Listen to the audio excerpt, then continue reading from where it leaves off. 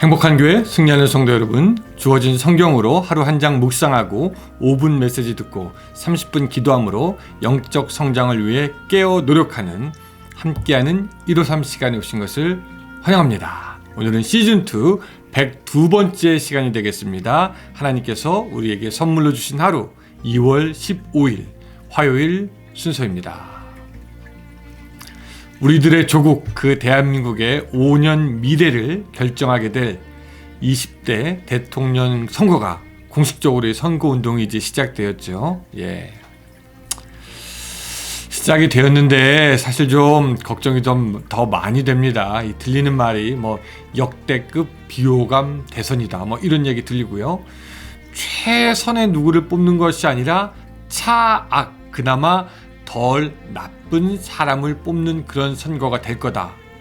이런 말 별로 좋지 않죠. 그러나 많이 들립니다. 또 이 후보 저 후보 이렇게 편이 나뉘면서 이 국민들의 그 정서와 또 감정, 그 대립의 골이 마치 홍해바다 갈라지듯이 쫙 갈라진 것 같은 느낌입니다. 우리들은 비록 미국에 있지만 여러분 또 투표할 수 있는 분들은 투표하시기 바라고요.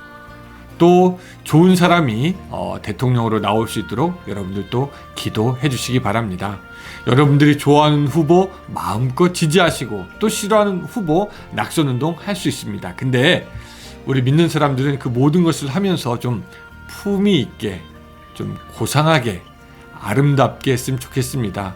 욕하거나 거짓말하거나 그러지 말고 선거도 이렇게 깨끗하게 할 수 있다라는 것을 사실 우리가 좀 먼저 보여주었으면 좋겠다라는 그런 생각하면서 오늘 153 시작하겠습니다. 자, 오늘 본문은 창세기 36장 6절부터 8절까지의 말씀입니다. 36장 6절부터 8절까지의 말씀. 자, 제가 읽어드리겠습니다. 에서가 자기 아내들과 자기 자녀들과 자기 집의 모든 사람과 자기의 가축과 자기의 모든 짐승과 자기가 가나안 땅에서 모은 모든 재물을 이끌고 그의 동생 야곱을 떠나 다른 곳으로 갔으니 두 사람의 소유가 풍부하여 함께 거주할 수 없음이더라. 그들이 거주하는 땅이 그들의 가축으로 말미암아 그들을 용납할 수 없었더라. 이에 에서 곧 에돔이 세일산에 거주하니라. 아멘. 여러분, 오늘 본문을 가만히 보고 있으면은 조금 이상하다라는 그런 생각이 들기도 합니다. 이 본문에 보면은요, 그 에서의 족보가 계속해서 나오는데 이 에서의 족보를 우리에게 보여주는 것이 성경 안에서 역사로서 어떤 의미가 있나 그런 생각이 듭니다. 자, 무슨 말이냐면 에서의 자손들은 사실 하나님께 택한 족속도, 하나님께 택함을 받은 그런 족속도 아니었고, 그것도 그 뒤에 이스라엘에게 어떤 영향을 크게 미치는 것도 아니고, 어쩌면 성경에서 그냥 이 필요 없이 보이는 듯한 그 부분 딱 드러내도 별로 크게 영향을 안 미칠 것 같은 것이 오늘 본문 에서의 족보가 아닌가라는 그런 생각이 듭니다. 그런데 왜 그의 족보 이야기, 그의 이야기를 창세기는 한 장 전체를 할애해서 하는 것일까라는 생각을 해보게 되는 것이죠. 첫째는 이런 게 있는 것 같아요. 하나님은 약속을 지키는 분이라는 것을 우리에게 성경은 보여주고 싶어 합니다. 하나님은 물론 야곱을 선택하셨지만 그렇다고 해서 에서를 버린 것이 아니었습니다. 에서 역시 아브라함의 자손이며 아브라함의 복이 그에게도 있게 됩니다.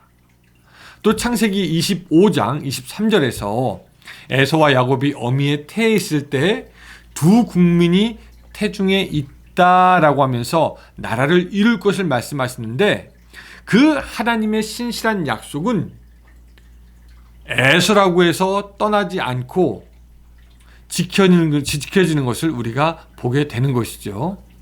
7절에 보면은 그 두 사람의 소유가 풍부하여 함께 거주할 수 없다라고 나오고, 그래서 에서는 아마 더 나은 환경을 찾아서 세일산으로 들어가고 에돔 족속을 이루게 되는 것을 우리가 봅니다. 하나님은 그 사랑에 끊임이 없습니다. 하나님은 믿지 않는 자들도 불쌍하게 여기시는 분이시죠. 그래서 마태복음에서는 이렇게 말씀합니다. 하나님이 그 해를 악인과 선인에게 비추시며 비를 의로운 자와 불의한 자에게 내려주심이라. 오늘 본문은요, 어리석은 자라도 미련한 자라도 자비와 인자하심을 거두지 아니하시는 우리의 하나님, 신실하게 약속을 지켜가시는 그 하나님, 역사 가운데 역사하시는 하나님을 우리에게 보여주고 있습니다. 또 두 번째, 성경은요, 믿음의 사람에 대해서 집중하고 있다는 것을 오늘 본문이 역설적으로 보여줍니다. 자, 무슨 말이냐면은 이제 얘기가 본격적으로 야곱의 이야기로 가기 전에 에서의 시대가 막을 내렸다라는 것을 보여주는 것입니다. 그래서 역설적으로 에서의 이야기로 마무리를 하면서 오히려 우리의 시선을 이제 그럼 야곱은 어떻게 될 것인가에 대해서 더욱 집중하게 한다라는 것이죠. 하나님의 큰 계획과 섭리 속에서 인간의 역사는 흐르고 있고, 그리고 그 인간의 그 역사 중심에 하나님은 당신의 구원의 역사, 믿음의 사람들의 역사를 만들어 가시는 것입니다. 그리고 그 믿음의 사람들을 통해서 하나님은 일하시는 것을 볼 수가 있습니다.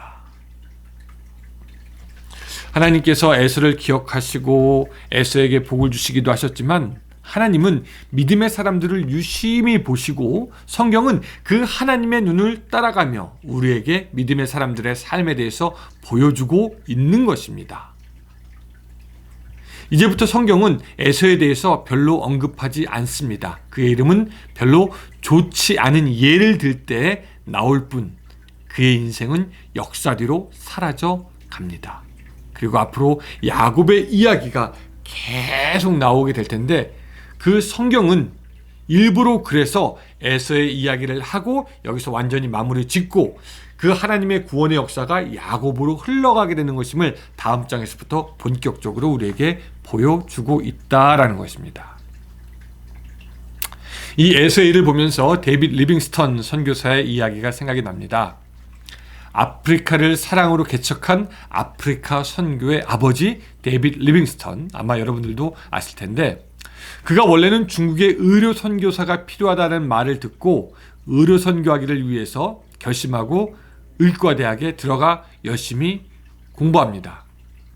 그래서 중국에 들어가려고 했는데 당시 중국의 혼란스러운 정치 상황 때문에 리빙스턴은 선교 목적지를 중국에서 아프리카로 바꾸지 않으면 안 되었습니다. 리빙스턴이 좋은 의대를 나와서 좋은 의사가 될 수 있는데 아프리카로 떠난다는 소식을 들은 그의 형이 찾아왔습니다. 그리고 그 스코틀랜드에서 병원으로 개업만 하면은 탄탄한 앞길이 보장된다며 야, 너 아프리카로 가지 마라. 그러면서 계속해서 설득했는데 그 리빙스턴은 끝내 설득되지가 않았습니다. 형이 말합니다. 그래, 너는 그 너의 소원대로 아프리카로 가라. 그리고 너의 인생이 거기서 어떻게 되겠지.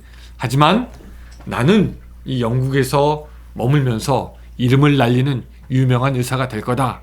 이렇게 이야기했다고 합니다. 먼 시간이 지난 후에 훗날에 그 리빙스턴이 아프리카에서 죽게 되었을 때 여러분 그 영국과 아프리카는 그 선교사의 시신을 서로 장사하기 원했다라고 합니다. 그리고 서로 그 시신을 장사하기 원하다가 그렇게 계속 이야기하다가 이렇게 결론을 내렸다라고 합니다. 아프리카에는 리빙스턴 선교사의 심장을 남기고 영국에는 리빙스턴의 시신을 보낸다. 그리고 그는 기독교 역사의 위대한 선교사로 기억이 됩니다.